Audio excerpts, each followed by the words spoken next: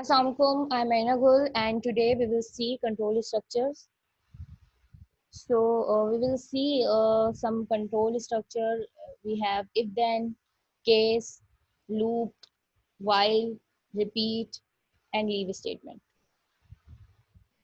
So like other programming languages, DBMS also support control structures. Basically, control structure determines the order in which statements are executed. MySQL supports different selection control and loop statement. In selection, we have if then, case, and in loop statement, we have loop, while, repeat. These are some statements that is used for repetition of these statements. These are the some control structure that we will see and discuss it in detail. So many of these construct contain other statements such as construct may be nested. ये statement हम simply separately use भी कर सकते हैं और इसके साथ साथ हम इन्हें एक दूसरे के साथ भी यूज कर सकते हैं. फॉर एग्जांपल इफ देन के अंदर हम लूप भी यूज कर सकते हैं और मे बी लूप जो है उसके अंदर कोई कंडीशन वगैरह हम यूज करना चाहें तो वो भी कर सकते हैं. तो वाइल के अंदर केस के साथ जो है कोई loop, so we can use it in a nested way. If then क्या है, हमारी कंडीशनल स्टेटमेंट है और just like in programming we have if clause, इसी तरह हमारे पास जो है डीबीएमएस के अंदर भी इफ देन स्टेटमेंट है. और इसके अंदर हम क्या करते हैं, इफ देन के अंदर हम कोई कंडीशन बताते हैं कि अगर कोई पर्टिकुलर कंडीशन मैच हो जाती है देन जो है आप कोई स्टेटमेंट या कोई वर्क परफॉर्म करें, ठीक है, या कोई पर्टिकुलर जो है कंडीशन पर जो है कोई टास्क परफॉर्म करें. बेसिकली हमारे पास अगर मैं इफ देन की बात करूं तो इफ देन में हमारे पास डिफरेंट तरह की जो है फॉर्म्स हैं. लाइक हम खाली इफ देन भी यूज कर सकते हैं, हम इफ देन के साथ एल्स भी यूज कर सकते हैं. इफ वी वांट के हम जो है अगर इफ वाली कंडीशन मैच ना हो तो हम कुछ एल्स में बताना चाहते हैं तो हम इफ देन एल्स स्ट्रक्चर भी यूज कर सकते हैं. फिर हमारे पास if then as if else statement है. तो उसके अंदर क्या होता है, अगर हमारे पास मल्टीपल कंडीशन है, एक कंडीशन हमने इफ के अंदर मैच कर दी, ठीक है, और इसके अलावा भी अगर मुझे कोई कंडीशन मैच करवानी है तो हम क्या यूज करते हैं, एज इफ यूज करते हैं.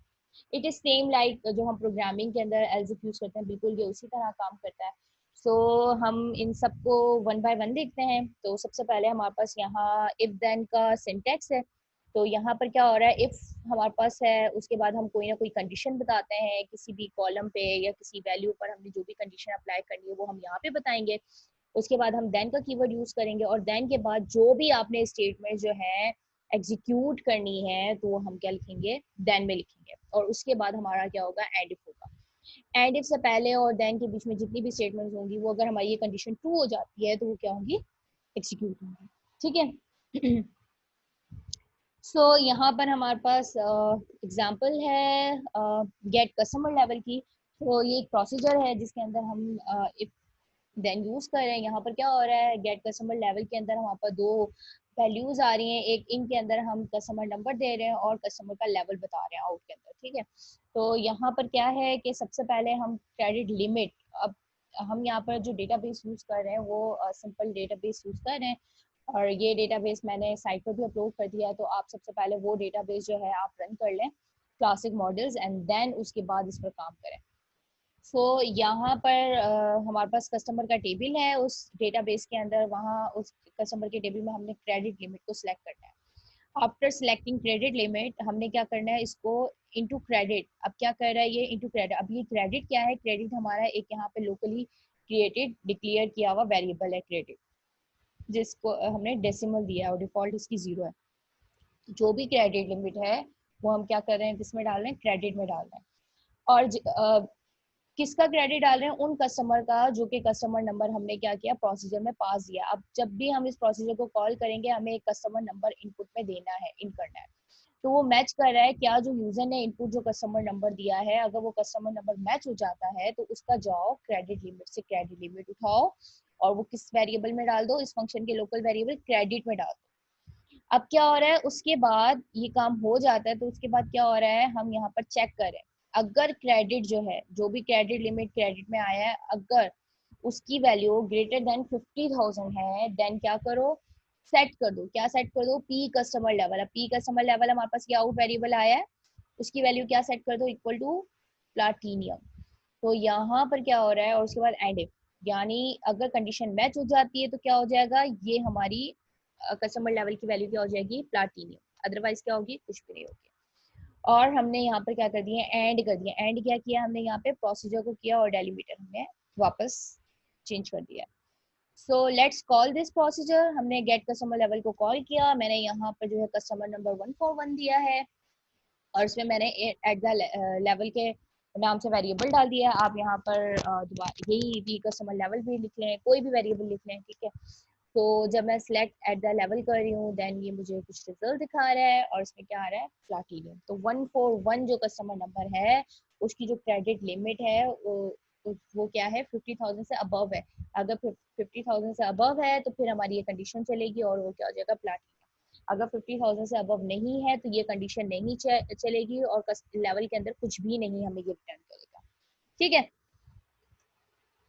चलें, इफ देन एल्स स्टेटमेंट की बात करते हैं। in case you want to execute other statement when the condition in the if branch doesn't evaluate to true। तो अगर फॉर एग्जांपल जैसे हमने पीछे एग्जांपल में देखा कि अगर क्रेडिट लिमिट 50,000 से अबव है तो क्या करो, प्लैटिनियम लिख दो। लेकिन अगर हम कस्टमर नंबर दे रहे हैं और उसकी क्रेडिट लिमिट 50,000 से अबव नहीं है, तो फिर उस केस में क्या करो, उस केस में क्या होगा, वहाँ पर कुछ भी रिटर्न नहीं आएगा और हमारे पास नल वैल्यू आएगी। तो यहाँ पर हमारे पास इफ देन एल्स स्टेटमेंट है कि अगर आपकी कोई कंडीशन मैच नहीं होती तो फिर क्या चले, एल्स स्टेटमेंट चले, और एल्स के अंदर हम कोई ना कोई स्टेटमेंट बता देंगे कि इन केस अगर हमारी इफ ट्रू नहीं हो रही तो फिर क्या प्रिंट हो। तो बेसिकली हमारे पास ये है इसका सिंटेक्स, इफ के अंदर हम कंडीशन बताएंगे, देन के बाद स्टेटमेंट। अब यहाँ पे एंड इफ की जगह हमने क्या लिखा है, पहले एल्स लिखा है। एल्स लिख के हमें एल्स की स्टेटमेंट बतानी है, उसके बाद एंड इफ। सो अगर कंडीशन ट्रू हो जाएगी तो हमारी ये स्टेटमेंट चलेगी और डायरेक्ट एंड इफ पर आ जाएगा, और अगर हमारी कंडीशन ट्रू नहीं होती तो ये किस पर आएगा, एल्स पर आएगा, एल्स की स्टेटमेंट चलाएगा, उसके बाद एंड इफ कर देगा। Let's see example. सो यहाँ पर सेम एग्जांपल को हम क्या कर रहे हैं, अपडेट कर रहे हैं। सो पहले आप उसे ड्रॉप प्रोसीजर मैंने यहाँ पे किया, गेट कस्टमर लेवल, क्योंकि सेम नेम से हम दोबारा प्रोसीजर नहीं बना सकते। तो यहाँ पे गेट कस्टमर लेवल के अंदर वही दो इनपुट है, ठीक है, वही सब कुछ हो रहा है। हम क्रेडिट लिमिट जो है क्रेडिट के अंदर डाल रहे हैं, उसी कस्टमर नंबर का। उसके बाद हम क्या चेक कर रहे हैं, अगर क्रेडिट ग्रेटर देन 50,000 है तो क्या करो, कस्टमर लेवल क्या लिख दो, प्लाटीनियम लिख दो। लेकिन एल्स यहाँ पर हमने एक्स्ट्रा क्या है, हमारे पास एल्स की स्टेटमेंट है, इन केस अगर ये चीज कंडीशन मैच नहीं होती तो फिर क्या करो, कस्टमर लेवल की वैल्यू क्या लिख दो, not platinum. So let's call this procedure. तो हमने इसे कॉल किया है, 142 लिखा है, चेंज कर दिया मैंने कस्टमर नंबर और लेवल के अंदर। अब देखते हैं लेवल में हमारे पास क्या आता है, सिलेक्ट करेंगे लेवल तो हमारे पास आ रहा है नॉट प्लाटीनियम। इट मीन्स कि इस कस्टमर का जो क्रेडिट लिमिट है वो 50,000 से अबव नहीं है। तो इसीलिए यहाँ पर क्या आ रही है, एल्स की कंडीशन रन हो रही है, एंड देन इट से नॉट प्लाटीनियम। सो अगर हमारे पास मल्टीपल कंडीशंस हो, फॉर एग्जांपल मैं कह रही हूँ कि कुछ हमारे अकाउंट्स हैं जिनकी लिमिट 50,000 से अबव है, उसे प्लाटीनियम कह दो, जिसकी 40,000 से अबव है उसे सिल्वर कह दो, एंड सो ऑन। अगर हमारे पास मल्टीपल कंडीशंस हैं तो हमारे पास आ जाती है एल्जिफ। तो एल्जिफ किस तरह काम करती है, इसका सिंटेक्स आप देखें, हम बताते हैं। इफ उसके अंदर कंडीशन देते हैं, then and then statement simply. उसके बाद अगर मुझे कोई और कंडीशन मैच करनी होती है तो हम एल्स से पहले एल्जिफ देते हैं। तो एल्जिफ के अंदर क्या होता है, एल्जिफ के अंदर हम अगेन कोई ना कोई कंडीशन बताते हैं, देन होता है फिर एल्जिफ की कोई भी स्टेटमेंट। इसी तरह हम मल्टीपल एल्जिफ यूज कर सकते हैं, ठीक है। तो यहाँ पर हमने क्या किया है, उसके बाद एल्स, एल्स की स्टेटमेंट और end if. So let's see an example. So ये आपको बहुत ज़्यादा क्लियर हो जाएगा। सेम एग्जांपल हम लेंगे। So before running this example आप जो है पहले वाली एग्जांपल को, मतलब प्रोसीजर को डिलीट कर दीजिएगा, ड्रॉप कर दीजिएगा। सो यहाँ पर हम प्रोसीजर क्रिएट कर रहे हैं, गेट कस्टमर लेवल, और वही दो पैरामीटर है, कस्टमर नंबर और लेवल हम ले रहे हैं, आउट करेंगे इसमें कस्टमर लेवल के अंदर जो भी हम इसके अंदर वेरिएबल पास करेंगे उसके अंदर कोई ना कोई वैल्यू चेंज होकर हमारी आउटपुट में जाएगी। सो हियर बिगिन और हमने क्या किया, एक लोकल वेरिएबल क्रिएट कर लिया और क्रेडिट लिमिट हम सिलेक्ट करें किसकी, जो भी कस्टमर नंबर यूजर ने दिया है उसकी क्रेडिट लिमिट लाओ और किसमें डाल दो, क्रेडिट वेरिएबल में डाल दो। उसके बाद हम क्या कर रहे हैं, अगर क्रेडिट जो है हमारा 50,000 से ग्रेटर है तो क्या करो, देन के अंदर हम बता रहे हैं सेट कर दो कस्टमर लेवल की वैल्यू क्या, प्लाटिनियम। एज इफ के अंदर हम अगेन एक कंडीशन बता रहे हैं कि अगर क्रेडिट लेस देन और इक्वल टू 50,000 है एंड क्रेडिट ग्रेटर देन 10,000 है। अब यहाँ पर हम मल्टीपल कंडीशन यूज कर सकते हैं, ठीक है। तो यहाँ पर हम चेक कर रहे हैं कि 50,000 से अबव होना चाहिए और 10,000 से अबव होना चाहिए, 50 और 50 से नीचे होना चाहिए। तो उसमें अगर ये कंडीशन मैच हो जाती है तो हम क्या करें, उसका लेवल गोल्ड कर रहे हैं।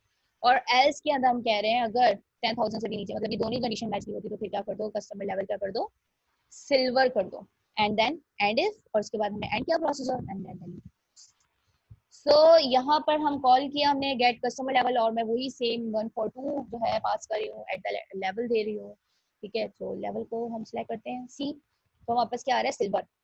अब देखिए ये 50,000 से अबव नहीं है, तो अगर 50,000 से अबव नहीं है और सेकंड कंडीशन मैच हो रही है तो हमने क्या लिखा था, अच्छा इस, अब देखिए ये सिल्वर आ रहा है, इट मींस के जो कस्टमर हमने 142 दिया है इसकी क्रेडिट लिमिट क्या होगी, लेस देन हमारी 10,000 होगी। देखें क्योंकि हमने बताया अगर ग्रेटर देन 10,000 और लेस देन 50,000 के बीच में तो सिर्फ गोल्ड हो, लेकिन अदरवाइज क्या करो, और कोई चीज है तो फिर क्या करो, अदर कंडीशंस है तो क्या करो, सिल्वर दे दो। तो यहाँ पर क्या आ रहा है, सिल्वर। इट मींस ये लास्ट वाली हमारी कोई कंडीशन मैच नहीं हो रही और ये एल्स दिखा रहा है, silver. Case, so besides the if statement, MySQL provides an alternative conditional statement called the case statement for constructing conditional statement in stored procedures. So the case statement make the code more readable and efficient. We say कि just in programming हमारे पास जो है case होता है जिसके अंदर हम क्या करते हैं, मल्टीपल कंडीशंस मैच कर रहे होते हैं किसी सिंगल वैल्यू से और रेंज ऑफ वैल्यू भी हम मैच कर रहे होते हैं। सिमिलरली डीबीएमएस भी हमारे पास केस को सपोर्ट करता है। तो हम इफ के साथ साथ if you want to use case statement तो हम वो काम तो इफ में कर सकते हैं वो केस में भी कर सकते हैं, right. So we will see the difference between these two statements. So basically हमारे पास दो तरह के डीबीएमएस में केस स्टेटमेंट्स हैं, एक सिंपल केस है and the other one is search case. दोनों में डिफरेंस क्या है, ओके। सो ये जो सिंटेक्स मैं आपको बता रही हूँ ये मैं बता रही हूँ स्टोर्ड प्रोसीजर में। तो अभी हमने इफ एल्स की बात की, हमने किस तरह स्टोर प्रोसीजर में इफ एल्स यूज किया है। सिमिलरली हम स्टोर प्रोसीजर में सिंपल केस किस तरह यूज करेंगे, केस देन केस वैल्यू और उसके बाद हमने बताना है व्हेन, ठीक है। सो केस, उसके बाद कोई भी केस की value, then when and then when then. वहां पे क्या था, इफ देन था ना, यहाँ पर है व्हेन देन। और यहाँ पर हम स्टार्ट कैसे करते हैं, केस से और उसकी कोई केस वैल्यू जो कि हमें मैच करनी है वो हम डिफाइन करते हैं। And then we have else statement that is optional and then end case. वहां पे एंड था, यहाँ पे एंड केस है। One thing to be noted के केस स्टेटमेंट के अंदर एक ड्रॉबैक ये है कि, या हम ये कहें कि ये इफ एल्स से इस तरह भी डिफरेंट है कि अगर हमारा कोई भी केस मैच नहीं होता, ठीक है, जो भी मैंने केस के अंदर कंडीशन दी हुई है, बैन और डैन की कंडीशन दी हुई है और जो केस की वैल्यू मैं चेक करना चाह रही हूँ, अगर वो केस की वैल्यू किसी भी केस में किसी भी बैन डैन के अंदर मैच नहीं हो रही और उसके बाद जो है हमारे पास कोई एज स्टेटमेंट भी नहीं है, तो यहाँ पर हमारा डीबीएमएस एरर दिखाएगा। क्योंकि अगर कोई भी केस मैच ना हो तो ये कहता है कोई एज स्टेटमेंट होनी चाहिए। सो इन केस अगर आपका कोई केस मैच नहीं होता तो आपको क्या चाहिए, एज की स्टेटमेंट आपने जरूर लिखनी है। फिर हमारे पास सर्च केस स्टेटमेंट है। सर्च केस स्टेटमेंट में क्या है कि हम सिंपल केस में एक वैल्यू को हम मैच कर रहे होते हैं टू दी डिफरेंट वैल्यूज, तो यहाँ पर हम सर्च केस में हम रेंज ऑफ वैल्यूज को जो है चेक कर सकते हैं।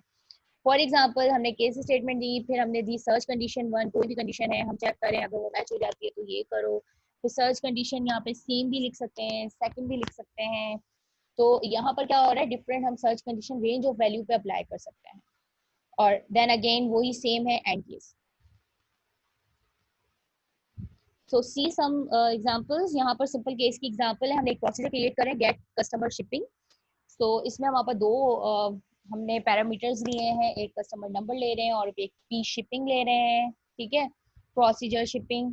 यहाँ पर हमने क्या किया, एक लोकल वेरिएबल कस्टमर कंट्री बनाया है और हम क्या कर रहे हैं, कंट्री सेलेक्ट कर रहे हैं। किन कौन से कस्टमर की कंट्री सेलेक्ट कर रहे हैं, कस्टमर नंबर जो हमारे पास गिवन है उस कस्टमर नंबर के कॉरस्पॉन्डिंग जो कंट्री है वो आप जो है सिलेक्ट करके कहाँ रख दो, कस्टमर कंट्री में रख दो। और ये कस्टमर कंट्री हमारा क्या है, लोकल वेरिएबल है। तो हमने क्या किया, सिंपली सिलेक्ट किया है country into customer country, customer country में डाल दो वो कंट्री कौन से टेबल में से, कस्टमर्स की टेबल में से, जहाँ पे कस्टमर नंबर जो भी हमारा गिवन कस्टमर नंबर है उससे मैच कर रहा है।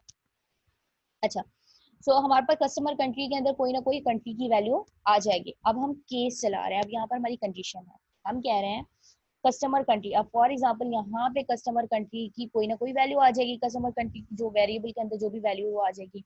अब हम इसको मैच करें व्हेन, अगर कस्टमर कंट्री की वैल्यू मैच हो रही है यूएसए के साथ, तो क्या कर दो, सेट कर दो पी शिपिंग। पी शिपिंग की वैल्यू क्या सेट कर दो, 2 डे शिपिंग। अगर कस्टमर कंट्री के अंदर जो भी वैल्यू पड़ी है वो मैच करिए कनाडा के साथ, देन सेट कर दो पी शिपिंग की वैल्यू 3 डे शिपिंग। और अगर दोनों कंडीशन मैच नहीं हो जाती तो एल्स में हम क्या कह रहे हैं, क्या कर दो, पी शिपिंग की वैल्यू क्या कर दो, 5 डे शिपिंग। तो ये जो पी शिपिंग है जो आउट हमारा वेरिएबल है इसकी वैल्यू क्या कर दो, 5 डे शिपिंग कर दो। यहाँ पे हम क्या करें, एंड केस करें। अब ये देखें सिंपल हमारा केस है जिसके अंदर हमने एक वैल्यू दे दी और उसके कॉरस्पॉन्डिंग हम क्या कर रहे हैं, मैच करें कि जिस वैल्यू के साथ ये मैच होता है उसके हिसाब से क्या कर दो, वैल्यू हमारी आउट वेरिएबल की वैल्यू सेट कर दो। हमने ये एंड किया, हमारा प्रोसीजर एंड हुआ। Let's call this procedure. तो हम जब इसे कॉल कर रहे हैं, मैंने एक कस्टमर नंबर दे दिया 215 और उसके अंदर मैं एक डेज का लोकल वेरिएबल कॉल कर रही हूँ, ठीक है। और जब मैं सेलेक्ट कर रही हूँ डेज को, देन सी क्या आ रहा है हमारे पास, 5 डेज शिपिंग आ रहा है। इट मीन्स कि जो 215 है उसकी कंट्री ना ही यूएसए है ना ही कनाडा है, अदर देन यूएसए और कनाडा है। दैट्स वाई वो हमें क्या दिखा रहा है, एज वाली कंडीशन का रिजल्ट दिखा रहा है 5 day shipping. So here we have search case example। यहाँ पर हमारे पास get delivery status एक प्रोसीजर है और हम क्या कर रहे हैं, इसके अंदर भी ऑर्डर नंबर डाल रहे हैं और हमें आउट में क्या चाहिए, डिलीवरी स्टेटस चाहिए। सो फॉर दैट हमने एक सिंपल वेटिंग डे के नाम से वेरिएबल डिक्लेयर कर लिया है और इसकी डिफॉल्ट वैल्यू 0 है।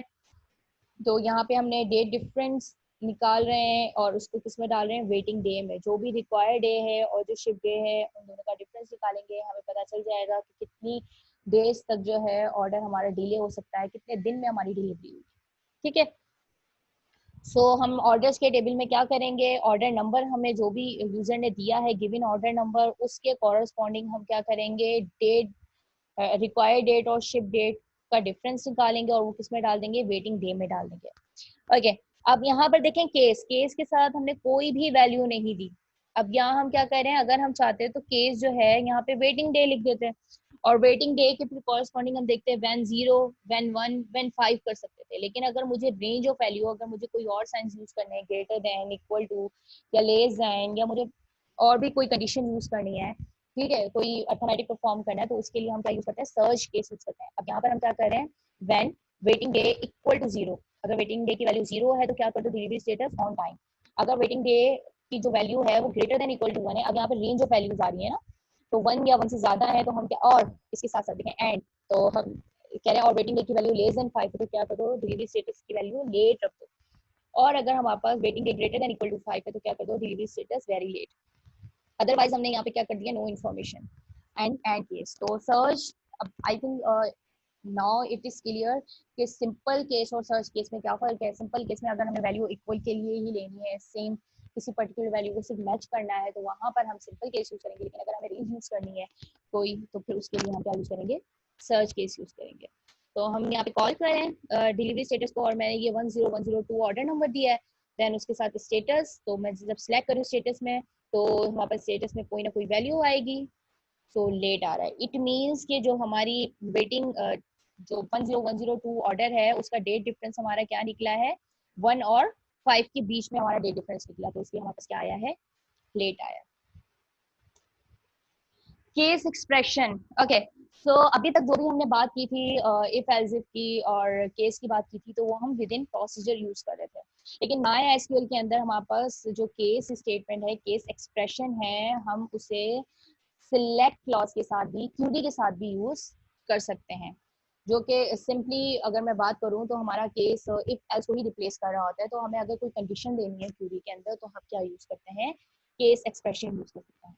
So generally speaking, you can use a case expression anywhere that allow a valid expression, example select, where and order by clause। तो हम केस की एक्सप्रेशन को हम select, where और order by clause में भी use कर सकते हैं विदाउट अ प्रोसीजर कॉल। सो यहाँ पर देखें हमारे पास वही वे है, सिंपल केस है और सर्च केस है, लेकिन यहाँ पे थोड़ा सा डिफरेंस है कि हम जो है प्रोसीजर के अंदर जब भी हम केस लिखते हैं तो यहाँ पर एंड केस लिखते हैं, लेकिन यहाँ पर हमें क्या लिखना है, सिंपली एंड और उसके साथ कोई कॉलम नेम दे देना है। और in some like order by clause के अंदर हमें ये कॉलम नेम देने की भी जरूरत नहीं है। तो सिंपली यहाँ पे केस वैल्यू लिखते हैं when then and then else और आखिर में एंड। सिमिलरली सर्च केस का भी यही वे है। सर्च में हम जो है सॉरी यहाँ पे वैल्यू नहीं आएगा, तो सर्च के अंदर भी हम यही है हमारा case when then else end then end as a new column. So see हम सम एग्जांपल्स। सो सर्च के अंदर यहाँ पे छोटी सी मिस्टेक है, यहाँ पे वैल्यू नहीं आएगा, बस उसकी वैल्यू यही मैच होती है when then. Okay, so here we have an example. हम क्या कर रहे हैं, कंट्री सेलेक्ट कर रहे हैं और केस में हमने डाला है country. Okay, you can see here कि हम जो भी कॉलम यहाँ हम सेलेक्ट के अंदर जो है केस को यूज कर रहे हैं। तो हमने क्या देना है, कॉमा देना है, उसके बाद मैंने केस लिखा, केस के अंदर मैं कह रही हूँ कंट्री। सिंपल हमारा जो केस है, सिंपल केस, वो हम यहाँ पे देख रहे हैं। तो मैंने केस दे दिया कंट्री। तो कंट्री में जो भी नाम है, अब सिलेक्ट कर रहा है कंट्री फ्रॉम कस्टमर्स। कस्टमर के टेबल में कंट्री वाला कॉलम ये सिलेक्ट करके लाएगा। तो ये क्या करेगा, केस अब लगा रहा है हर कॉलम की हर वैल्यू को, हर रो की वैल्यू। पहली कंट्री देखेगा, अगर यूएसए है तो क्या लिख दो, देन 2 डे शिपिंग आए। अगर कनाडा है तो क्या है, 3 डे शिपिंग आए। अगर कोई इन दोनों के अलावा कोई और वैल्यू हो तो क्या लिखा हुआ है, 5 डे शिपिंग आए। और उसके बाद हम क्या कर रहे हैं, इस केस को एंड कर दो एज डिलीवरी टाइम। अच्छा, यहाँ पे अगर आप एज ना भी लिखें तब भी, ये डिलीवरी टाइम लिखेंगे तब भी हमारे ये कॉलम क्रिएट हो जाएगा। अब यहाँ पर हो क्या रहा है, असल में हम कह रहे हैं कंट्री वाला कॉलम सिलेक्ट करके लाओ। तो उसके बाद मैं क्या कह रही हूँ, केस में मैं बता रही हूँ, अगर कंट्री वाली जगह पर फॉर एग्जाम्पल एक कॉलम आ रहा है तो पहली रो में अगर यूएसए है तो उसके आगे मुझे क्या लिखा हुआ है नजर, 2 डे शिपिंग लिखा हुआ है, अदरवाइज 3 डे लिखा हुआ है या 5 डे शिपिंग लिखा हुआ है। ठीक है, तो हमारी कंट्री में मे भी इस कॉलम में मोर देन 1 वैल्यूज होंगी। तो ये क्या करेगा, ये एक कॉलम क्रिएट करेगा और हर कंट्री के आगे क्या करेगा, उसके कॉरस्पॉन्डिंग उसकी पर्टिकुलर कंडीशन जो मैच हो रही होगी उसकी वैल्यू लिखेगा। और उसके बाद हम यहाँ पे जो एंड लिख रहे हैं, इट मीन्स कि केस को जो एंड करना है, जो भी इसका रिजल्ट आएगा उसके लिए आप क्या करें, एक कॉलम नेम बना दे डिलीवरी टाइम। तो जो भी हमारी रिजल्ट्स हैं, अगर यूएसए है तो 2 day shipping, 3 day shipping, 5 day shipping, उसे क्या करो, उसे एक कॉलम नेम दे दो, क्या, delivery time. Let's execute this statement. जब आप इसे रन करेंगे तो हमारे पास क्या आएगा, कंट्री फॉर एग्जांपल ये कुछ मैंने रिजल्ट्स निकाले हैं, तो फ्रांस है तो फ्रांस के आगे अब ये डिलीवरी टाइम कहाँ से आए, ये जो हम एंड के बाद हम इसको जो नाम देते हैं असल में वो हमारे कॉलम का नाम बनता है। ठीक है, और वो वैल्यूज जो मैच हो रही होती है उनके कॉरस्पॉन्डिंग आ जाती है। अब फ्रांस क्योंकि हमारी व्हेन देन में नहीं था तो यहाँ पर क्या आ रहा है, 5 डे एल्स वाली कंडीशन लगती है।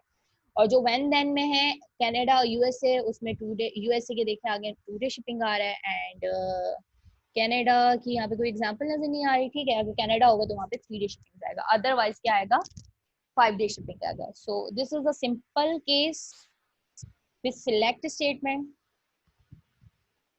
केस को हम ऑर्डर बाय क्लॉज के साथ भी यूज कर सकते हैं। कैसे यूज कर सकते हैं, सी यहाँ पर क्या हो रहा है कि हम सिलेक्ट कर रहे हैं कस्टमर नेम, स्टेट, कंट्री, कौन से टेबल में से, कस्टमर के टेबल में से, और हम कह रहे हैं इसकी ऑर्डर, ऑर्डर क्या करो इससे, ऑर्डर बाय। ऑर्डर बाय के बाद हम बता देते हैं कि भाई इस कॉलम के हिसाब से ऑर्डर करो या इस कंडीशन के हिसाब से ऑर्डर करो। तो यहाँ हम जो है कंडीशन दे रहे हैं, हम कह रहे हैं केस चला रहे हैं, ऑर्डर बाय ऑर्डर, ऑर्डरिंग इस इन कॉलम्स की कैसे करनी है। तो हम बता रहे हैं अगर स्टेट हमारी नल है तो फिर क्या करो, ऑर्डर किसके हिसाब से करो, कंट्री के हिसाब से। और अगर हमारी स्टेट नल नहीं है तो किसके हिसाब से करो, एल्स स्टेट के हिसाब से करो। तो हम ऑर्डर बाय में भी केस यूज कर सकते हैं। तो यहाँ पर क्या होगा, कस्टमर नेम, स्टेट, कंट्री किस ऑर्डर में आएंगी, स्टेट के ऑर्डर में आएगी। और जहां पर स्टेट हमारा नल होगा तो फिर किस ऑर्डर को वो लेगा, वो फिर कंट्री के ऑर्डर को लेगा। सो सी एग्जीक्यूट करेंगे तो देखें यहाँ पर हमारे पास जहां जहां नल है तो वो क्या कर रहा है, कंट्री को ऑर्डर में ले रहा है। और अगर हमारे पास जो है स्टेट नल नहीं है तो फिर कौन सी ऑर्डर फॉलो कर रहा है, वो स्टेट की ऑर्डर फॉलो कर रहा है। तो दीज आर सम रिजल्ट्स। इसके अलावा भी रिजल्ट्स है, तो मैंने वहां से कुछ ये स्क्रीनशॉट ले लिया है, या आप डन करें and then see the result. So we can also use case with aggregate function. वो किस तरह यूज करते हैं, सिंपली हम यहाँ पर देखें सिलेक्ट के अंदर हम सम कर रहे हैं, सम क्या कर रहे हैं, सम के साथ मैंने केस लिखा है, और सम के अंदर हम कोई भी, फॉर एग्जांपल मैं कॉलम की वैल्यू को सम करना चाहती हूँ, या कोई भी कॉलम्स को मैं कोई भी दूसरा एग्रीगेट फंक्शन भी मैं यूज कर सकती हूँ। तो यहाँ पर हम सम एग्रीगेट फंक्शन यूज कर रहे हैं, और मैं सम के अंदर क्या लगा रही हूँ, केस। और केस में मैं क्या दे रही हूँ कि when status equal to shift, ठीक है, तो क्या करो, वन सिलेक्ट कर दो, एल्स क्या कर दो, जीरो कर दो, और इसको क्या कर दो, एज अ शिफ्ट कॉलम, मतलब इसको end as a shift column के नाम से लिखाओ, ठीक है। अच्छा, अब स्टेटस क्या है हमारा, स्टेटस हमारा एक कॉलम है, और उस पर हम ये क्या कर रहे हैं, सर्च केस अप्लाई कर रहे हैं, और मैं क्या कर रही हूँ, सम कर रही हूँ, स्टेटस को सम कर रही हूँ, लेकिन उस पर मैंने कंडीशन अप्लाई की हुई है, अगर स्टेटस हमारा शिफ्ट है देन वन लिखो, एल्स क्या कर दो, जीरो लिख दो, और क्या कर दो, इसे काउंट कर दो, और मीन्स इसको सम कर दो, और इसको किस कॉलम के नाम से दिखा दो, शिफ्ट के कॉलम के नाम से दिखा दो, you know that as shift. Then again comma लगाया मैंने, और यहाँ पे दूसरा कॉलम में डिफाइन करी हूँ, दूसरा कॉलम क्या होगा, ऑन होल्ड, और उसमें मैं क्या कह रही हूँ, सम करो स्टेटस को, जहाँ पे स्टेटस ऑन होल्ड है उसकी वैल्यू वन करके उससे क्या करो, वन करते जाओ, और एट द एंड वन को सबको क्या कर देगा, ये सम कर देगा, और वो वैल्यूज किसमें आ जाएगी, ऑन होल्ड वाले कॉलम में आ जाएगी। सिमिलरली एक और सम यूज कर रही हूँ, और उसमें भी मैं स्टेटस को सम कर रही हूँ, स्टेटस को सम किस तरह कर रही हूँ, अगर इन प्रोसेस है देन वन, वन प्लस करो, और अगर इन प्रोसेस नहीं है तो क्या करो, जीरो, और इस कॉलम को मैंने क्या नाम दे दिया, एज इन प्रोसेस। अब यहाँ देखें, अगर रिजॉल्व है हमारा स्टेटस तो फिर वन काउंट करो, अदरवाइज जीरो काउंट करो, इस कॉलम को क्या दे दें, रिजॉल्व का नाम दे दें। सिमिलरली हमारे पास कैंसल्ड भी स्टेटस के अंदर है, तो कैंसिल के लिए भी हमने कॉलम बना लिया है कैंसिल के नाम से, और कैंसिल जितने भी हमारे स्टेटस हैं जिन ऑर्डर्स के, वो क्या करो, कैंसिल कर दो, ओके।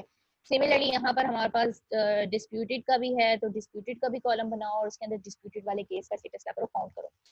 उसके बाद में क्या कर रही हूँ, काउंट। अब ये काउंट क्या कर रहा है, टोटल कॉलम्स को काउंट कर रहा है, ठीक है, ये आपको पता है ना, नंबर ऑफ रोज को काउंट कर रहा होता है, तो ये जितनी भी रोज हैं हमारी, भले वो डिस्प्यूटेड है, कैंसिल्ड है, रिजॉल्व है, शिफ्ट है, प्रोसेस में है, या ऑन होल्ड में है, उन सबको काउंट करेगा, और उसका नाम क्या दे दिया इसने, एज टोटल। ये तो सिंपल वे है हमारा कॉलम्स काउंट करने का। तो फ्रॉम ऑर्डर्स, ऑर्डर्स के टेबल में ये सारा काम हो रहा है, तो ऑर्डर्स के टेबल में पहले स्टेटस कॉलम काउंट हो रहा है, जहां जहां शिफ्ट रिजल्ट है उसे काउंट करो, और शिफ्ट का कॉलम बना के उसमें रख दो काउंट की वैल्यू। सिमिलरली रिजॉल्व की वैल्यू रख दो, डिस्प्यूटेड की वैल्यू रख दो, और एक और मैंने बता दी काउंट एज टोटल, यानी टोटल हमारे जितने भी ऑर्डर्स हैं उनको काउंट करिए।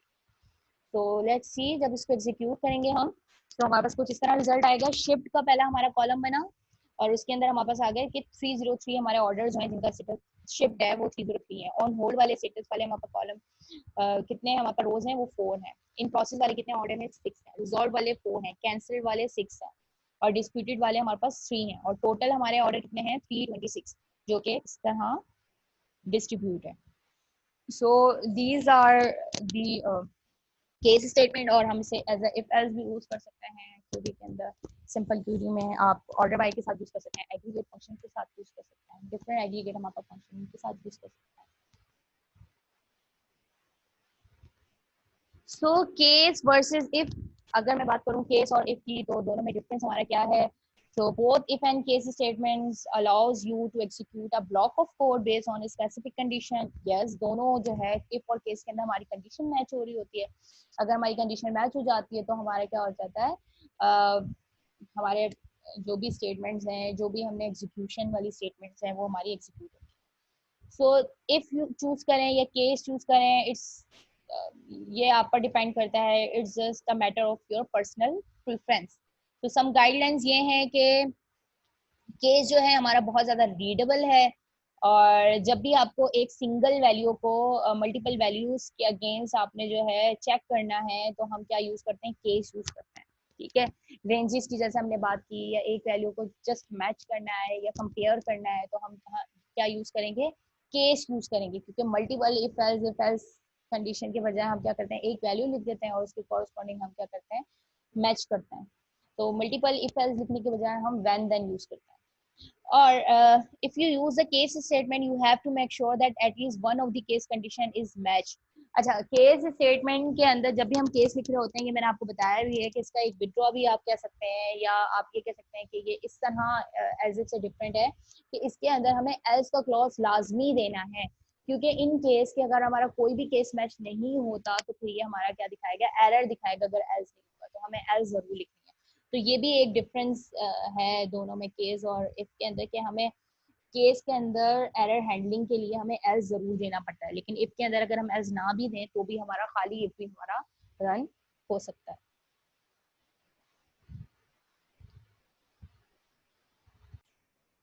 So here we have some loop statements, as I already said कि हमारे पास MySQL में कुछ loop statements भी हैं।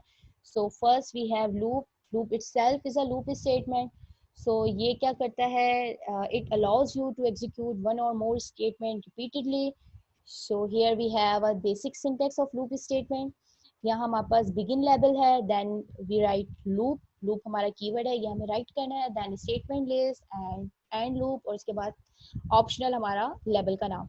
तो लेबल का नाम इट्स अप टू यू कि अगर आप देना चाहें तो ठीक, अगर नहीं भी देंगे तब भी आपका लूप काम करेगा। तो लूप का लेबल हमारा कब काम आता है, अक्सर अगर आप इन टर्म्स ऑफ सी++ प्रोग्रामिंग की अगर हम बात करें तो वहाँ पे जब हम लूप यूज करते थे, sometimes we want just like in case statement कि अगर हमारी कोई कंडीशन मैच हो जाती है तो वहीं पे हमारा लूप क्या हो जाए, ब्रेक हो जाए। तो वो केस यहाँ पर तो इस तरह काम नहीं करता, वहां पे हमें ब्रेक करना पड़ता है, वरना वो हर केस को मैच करता है। तो यहाँ पर क्या है, यहाँ पर हम जो है जो हमारा लूप है उस पे हम ऑप्शनल यहाँ पर हम क्या देते हैं, लेबल देते हैं। तो ये लेबल का नाम, अगर इन केस मुझे जो है ब्रेक करना है हमारे लूप को इन सम प्लेस, या मुझे अपने आइट्रेशन को ब्रेक करना है, तो वहां पर हम ये लेबल का नाम यूज करके इस आइट्रेशन को ब्रेक या कंटिन्यू कर सकते हैं। So in MySQL we have leave statement जो कि इमीडिएटली एग्जिस्ट द लूप, जो कि ब्रेक का काम करता है। जो वो काम जो हम C++ में ब्रेक के थ्रू करते थे, वो काम यहाँ पे किसके थ्रू होगा, लीव के थ्रू होगा। लीव को हम और भी डिटेल में एट लास्ट डिस्कस करेंगे। And then we have iterate statement जो कि स्किप करता है करंट लूप की आइटरेशन को, same like continue. So let's see some example of loop. So here we have a loop demo procedure। तो यहाँ पर क्या हो रहा है, हमने एक वेरिएबल बनाया है x and then another variable str string। So यहाँ पर क्या हो रहा है, हमने वैल्यू x की पहले 1 रख दी है और लूप लेबल का नाम क्या लिख दिया है, लूप लेबल। तो यहाँ लूप स्टार्ट हो रहा है, हम चेक करें अगर x की वैल्यू ग्रेटर देन 10 है तो क्या करो, लीव कर दो लूप लेवल। अब यहाँ पे हम कंडीशन बता रहे हैं, ये कंडीशन आप जो है जो लूप है उसकी कहीं पर भी आप दे सकते हैं। वैसे हम स्टार्ट में इसलिए देते हैं कि सबसे पहले कंडीशन ही मैच हो जाए। अगर ये कंडीशन फॉर एग्जांपल अगर x की वैल्यू ग्रेटर देन 10 है तो हम क्या करते हैं, लूप को क्या कर दो, खत्म कर दो, ब्रेक कर दो। तो यहाँ पर हम लीव लगा रहे हैं, तो लीव क्या करेगा, इस लूप से क्या आ जाएगा, लूप लेवल से हमारा हमें क्या खा ले आएगा, बाहर ले आएगा। ठीक है, ब्रेक कर देगा ये लूप। सो यहाँ पर हम कंडीशन मैच कर रहे हैं, अगर ये कंडीशन मैच हो जाती है तो लूप लेबल कर दो, और एंड इफ हमारा है इफ कंडीशन के साथ, क्योंकि इफ हमने लगाया है तो एंड इफ हमने लगा दिया है। अदरवाइज में और उसके अलावा क्या करें, सेट करें हम x की वैल्यू x+1। ठीक है, अगर हमारी कंडीशन मैच हो जाती है तो हमारा लूप एग्जिट हो जाएगा, अगर नहीं तो हम क्या करें, x की वैल्यू हम क्या करें, x+1 करें, एंड देन हम मॉड कैलकुलेट करें यहाँ पे x mod 2। अब यहाँ पर अगर x mod 2 या तो 0 आएगा या तो 1 आएगा। अगर अगर फॉर एग्जांपल मैं 1 की बात करूँ, 1 mod 2 की बात करूँ तो उसका रिजल्ट 1 आएगा। इन केस 1 ये हमारा लूप जो है आगे चलेगा, अदरवाइज ये क्या हो जाएगा, ये हमारी इफ वाली कंडीशन क्या हो जाएगी, फॉल्स हो जाएगी। सो एक्स मोड 2 अगर हमारी कंडीशन जो है ट्रू हो जाती है तो क्या हो जाए, अगर सॉरी अगर हमारी एक्स मोड 2 की वैल्यू जो है 1 हो जाती है, अगर हमारा मोड निकल आता एक्स मोड 2 1 हो जाता है तो क्या करो, यानी ये अगर ट्रू हो जाए कंडीशन तो क्या करो, आइट्रेट कर दो लूप लेवल, यानी इस आइट्रेशन को क्या कर दो, स्किप कर दो। लेकिन अगर हमारे पास 0 रिजल्ट आता है, और 0 किस केस में आएगा, जब यहाँ पर कोई ना कोई इवन नंबर होगा, 2 mod 2 का रिजल्ट क्या आ जाएगा, 0 आ जाएगा। इन दैट केस हमारा लूप आइट्रेट नहीं होगा, बल्कि फिर क्या चला जाएगा, एल्स की कंडीशन चला जाएगा, क्योंकि ये कंडीशन हमारी क्या हो गई, 0 0 मीन्स फॉल्स हो गई, फॉल्स हो गई तो वो एल्स की कंडीशन में जाएगा और वहां हम क्या कर रहे हैं, एसटीआर के अंदर, एसटीआर वारचार है, ठीक है, उसके अंदर हम क्या कर रहे हैं, कॉन्कैट कर रहे हैं, जो भी एसटीआर में पड़ा है उसके साथ हम कॉमा लगा रहे हैं और एक्स को रख रहे हैं, एंड देन एसटीआर के अंदर जो भी पड़ा है, ठीक है, उसके साथ हम एक्स को रख रहे हैं, and then we use comma, so we just concatenate the value, okay, and then add it. उसके बाद हमने यहाँ पे एंड कर दिया लूप को, लूप लेवल यहाँ पे भी ऑप्शनल है, आपकी मर्जी, आप लूप लेवल ना भी लिखें तब भी ये काम करेगा। एंड देन हम यहाँ पे सिलेक्ट एसटीआर करें, क्यों, क्योंकि जब मैं लूप डेमो को कॉल करूंगी तो ये क्या करेगा, सिलेक्ट एसटीआर प्रिंट भी करेगा कॉल के साथ। सो एंड करते हैं डेलीमीटर, एंड देन यहाँ पर जैसे ही मैं इसको कॉल करूंगी, सो दिस इज द रिजल्ट, ये मुझे दिखाएगा, फर्स्ट टाइम 2 आया, सेकेंड टाइम 3 आएगा, तो ये लूप को आइटरेट कर देगा। देन उसके बाद क्योंकि x की वैल्यू x+1 होती जा रही है, देन उसके बाद जो है, देखिए फर्स्ट टाइम जब ये हमारा लूप आएगा ना, x की वैल्यू 1 थी, यहाँ पे x = x+1 हो जाएगा, तो यहाँ पे पहले ही 2 आ जाएगा, तो पहली कंडीशन में 2 और 2 0 हो जाएगा, तो ये कंडीशन नहीं चलेगी हमारी, यहाँ एल्स में आ जाएगी, यहाँ पर हमारे पास 2 आ जाएगा। एसटीआर में कुछ भी नहीं था हमारे पास, देखें एसटीआर खाली था, तो पहले हमारे पास हम कॉन्कैट करेंगे, 2 आ गया, 2 के बाद हमने कॉमा लगा दिया, देन अगेन जब ये लूप चलेगा 3 पे ये आइटरेट हो जाएगा, 4 पे ये यहाँ पर आएगा, फिर हमारा कॉमा, कॉमा के बाद क्या आ जाएगा, एसटीआर, यहाँ पे 2 कॉमा पड़ा हुआ है, उसके साथ हम यहाँ पे 4 आ जाएगा, फिर कॉमा लगा देंगे, एंड देन सो ऑन। देखिए कॉमा हमारे पास एक्स्ट्रा है, क्योंकि हम क्या करेंगे, जब 10 आएगा 10 लिखेंगे, उसके बाद फिर कॉमा आएगा, अगेन फिर यहाँ पे कंडीशन आएगी, क्या 10 > 10 है, नो, तो हमारा क्या हो जाएगा, जब हमारे पास 11 आएगा, तो यहाँ पर हमारे पास क्या हो जाएगा, हमारा लूप ब्रेक हो जाएगा, क्योंकि हमारी ये 9 पर आएगा, 9 9 जैसे ही x की वैल्यू 9 होगी, ये अंदर आएगा, उसकी वैल्यू को क्या कर देगा, x+1 10 कर देगा, 10 पर हमारा ये लूप चलेगा, एंड देन फिर उसके बाद हम यहाँ पर आएंगे, अब 10 > 10 होगा, नो, कंडीशन जो है फॉल्स हो जाएगी हमारी, तो ये लूप को क्या कर देगा, लीव कर देगा, ठीक है। So here is another example of loop, while loop, ये भी हमारा जो है आइट्रेशन के लिए यूज होता है व्हाइल लूप। तो व्हाइल लूप जिसको हम प्री टेस्ट लूप भी कहते हैं, किस तरह कहते हैं, so while loop is a looping statement that executes a block of code repeatedly as long as condition is true. तो यहाँ पर क्या होता है, व्हाइल के अंदर हम कोई ना कोई कंडीशन बताते हैं, ये कंडीशन मैच करता है और उसके बाद डू कोई ना कोई काम यानी स्टेटमेंट परफॉर्म कर रहा होता है। सिमिलर वे है, यहाँ पे हम लेबल का नाम ऑप्शनल है, लेबल दें, उसके बाद हम व्हाइल लिखते हैं, उसके बाद सर्च की कंडीशन, यहाँ पे पहले कंडीशन मैच होती है, उसके बाद ये हमारा डू के बाद जो भी स्टेटमेंट्स हैं वो तभी चलेंगी जब हमारी कंडीशन मैच होगी। सो इसको इसीलिए हम प्री टेस्ट लूप कहते हैं, क्योंकि ये पहले कंडीशन को मैच कर रहा होता है, उसके बाद जो है स्टेटमेंट्स को एग्जीक्यूट कर रहा होता है। And then we have end while और एंड लेबल, लेबल का नाम optional. Let's see an example of while. यहाँ पर देखें हमारे पास क्रिएट करें हम प्रोसीजर को, और माय प्रोक वाइल, ठीक है, प्रोसीजर वाइल हम बना रहे हैं, जिसके अंदर हमने क्या लिया है, एक इन वेरिएबल ले रहे हैं, एन इंट दिया है उसको हमने, और हमारे पास 2 वैल्यू हमने सेट कर दी है, एक सम हमने लोकल वेरिएबल बनाया है 0, एक एक्स हमने लोकल वेरिएबल बनाया उसकी वैल्यू 1 दे दी है। और हम अब क्या कर रहे हैं, यहाँ पे चेक कर रहे हैं कि जब तक हमारी, अब एक्स के अंदर हमारे पास क्या पड़ा, 1 इज लेस देन एन, जो भी यूजर ने दिया। अब ये लूप कितनी टाइम तक चलेगा, ये यूजर डिपेंडेंट है। अगर यूजर ने फॉर एग्जांपल इनपुट में 3 दिया है, फॉर एग्जांपल 3 दिया है, तो ये लूप क्या करेगा, मैच करेगा, क्या सम में क्या पड़ा हुआ है, एक्स में क्या पड़ा हुआ है, 1 इज लेस देन 3, यस, ये कंडीशन मैच हो रही है, तो डू क्या करो। अब अंदर देखें, अब अगर आप देखें यहाँ पे कंडीशन मैच हो रही है, यहाँ पर हम व्हाइल के अंदर इफ देन को यूज कर रहे हैं, तो यहाँ पर क्या हो रहा है, if mod of x comma 2, इसका मतलब है हम क्या कर रहे हैं, जो भी हमारे एक्स है, एक्स के अंदर फिलहाल हमारे पास 1 पड़ा है, 1, 2 उनका मॉड निकालेंगे, दैट इज 1 ऑफ कोर्स। सो अगर वो नॉट इक्वल टू 0 हो, ठीक है, तो अगर नॉट इक्वल टू 0 है तो क्या करो, जो भी हमारा सम जो पड़ा हुआ है, सम के अंदर अभी फिलहाल हमारे लोकल वेरिएबल में कुछ भी नहीं पड़ा, 0 पड़ा है, तो सम के अंदर क्या करते हो, जो भी एक्स की वैल्यू वो प्लस कर दो। तो ये वैल्यू कब कब ये सेट करेगा, तब तक सेट करेगा जब यहाँ पर हमारे पास कोई ना कोई ऑड वैल्यू होगी। देखें 1, 2 पे हमारे पास क्या आएगा, मॉड 1 आएगा, 2, 2 पे हमारे पास मॉड क्या आएगा, 0, और 0 नॉट इक्वल टू 0 ये क्या हो जाएगा, फॉल्स हो जाएगा। तो ये जब जब हमारे पास ऑड वैल्यू होगी तब तब ये हमारी इफ की कंडीशन रन होगी, और जब जब हमारे पास इवन वैल्यू होगी तो ये हमारी इफ नहीं चलेगी। फिर सिंपल हमारे पास ये चलेगा, एल्स हमारे पास है नहीं, ठीक है। सो जब हमारे पास ऑड वैल्यू, इसने क्या किया, सम के अंदर 1 प्लस कर दिया, एंड इफ कर दिया, बाहर आया, उसके बाद हमने एक्स की वैल्यू क्या कर दी, इंक्रीमेंट, अब हम यहाँ पे कर रहे हैं इंक्रीमेंट।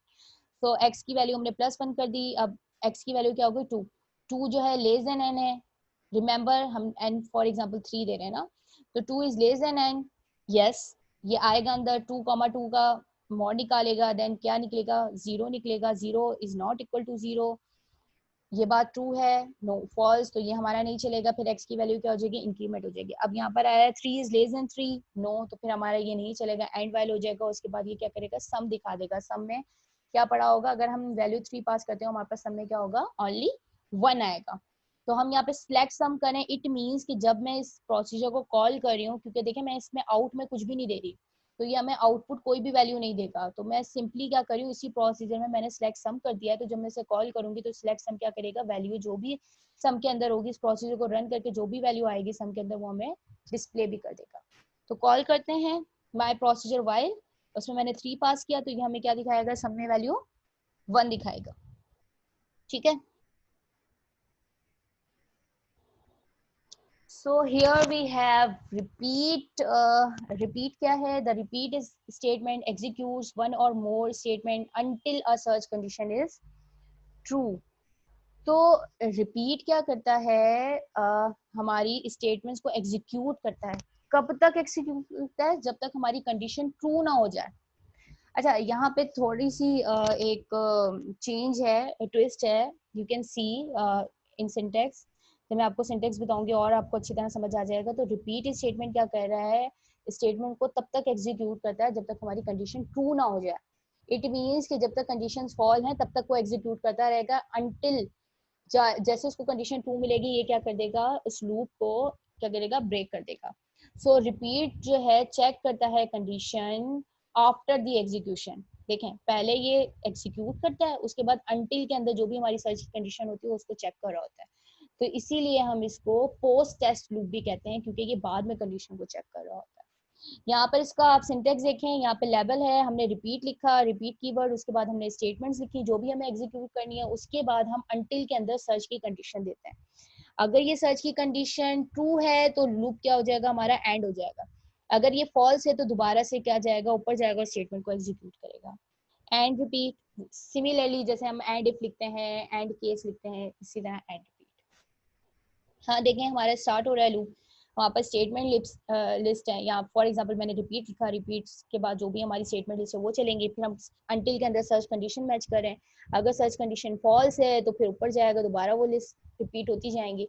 अदरवाइज अगर सर्च कंडीशन ट्रू हो जाती है तो हमारा लूप क्या हो जाता है, ब्रेक हो जाता है, एंड हो जाता है।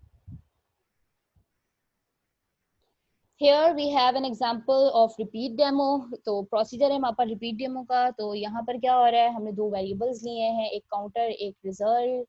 काउंटर की डिफॉल्ट वैल्यू हमने 1 रख दी है, रिजल्ट के अंदर फिलहाल हमने कुछ भी नहीं रखा, ठीक है। सो रिपीट हम यूज करें, देखें रिपीट, उसके बाद हम क्या करें, रिजल्ट के अंदर कॉन्कैट करें, किससे कॉन्कैट कर रहे हैं, रिजल्ट के अंदर काउंटर को कॉन्कैट कर रहे हैं विथ कॉमा। तो रिजल्ट में फिलहाल स्पेस ही है, कुछ भी नहीं है हमारे पास, और काउंटर में हमारे पास 1 है, तो 1 कॉमा हमारे पास कहाँ चला जाएगा, इन अ रिजल्ट, रिजल्ट के अंदर कॉन्केट हो जाएगा। रिजल्ट में पहले क्या पड़ा था, कुछ भी नहीं था, अब क्या है, 1 और कॉमा पड़ा है, ठीक है। फिर हम क्या कर रहे हैं, उसके बाद रिपीट के अंदर ये स्टेटमेंट है, काउंटर की वैल्यू 1 प्लस कर रहे हैं।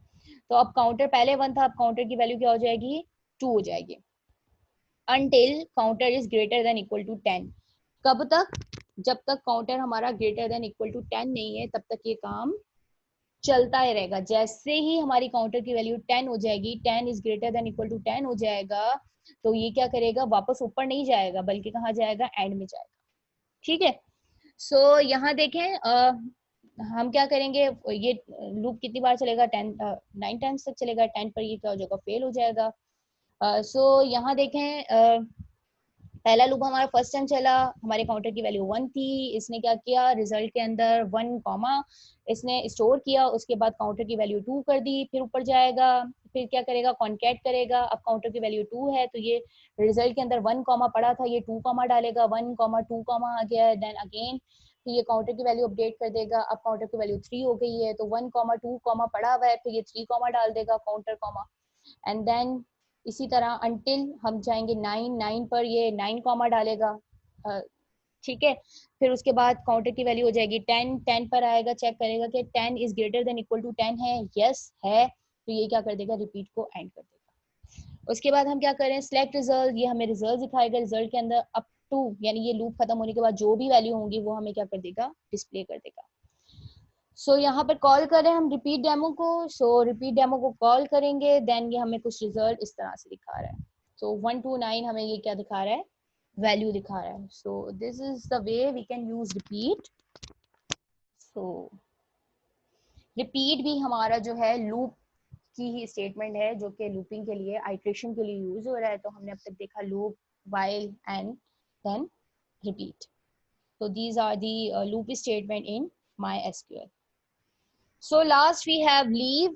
Leave हमने already discuss किया था कि ये जो है ब्रेक के तौर पर काम करता है। अगर हमें लूप में कहीं पे ब्रेक लगाना है, कोई आइट्रेशन को जो है लीव करना है, तो ये यूज करते हैं। लेकिन लूप लीव जो है खाली लूप में यूज नहीं होता, हम इसे प्रोसीजर्स में भी यूज कर सकते हैं।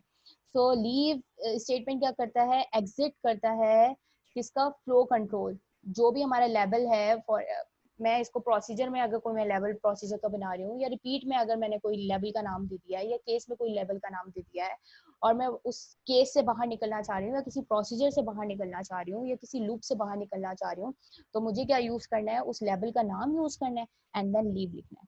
सो लीव लेवल, लेवल का नाम मैंने लिखा है एंड देन लीव के साथ। Okay, so this is an example. यहाँ पर क्या है, हमारे पास एक प्रोसीजर है चेक क्रेडिट का, एंड यू सी के मैंने यहाँ पे इस प्रोसीजर की जो बिगिन है उससे पहले एक लेवल का नाम दे दिया एसपी।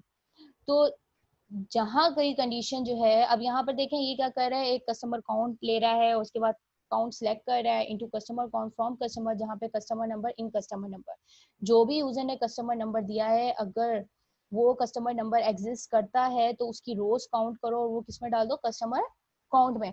तो अगर कस्टमर एग्जिस्ट करता है तो यहाँ पे काउंट, ऑफ कोर्स जो भी हमारा कस्टमर काउंट में वैल्यू होगी वो ग्रेटर देन 0 होगी।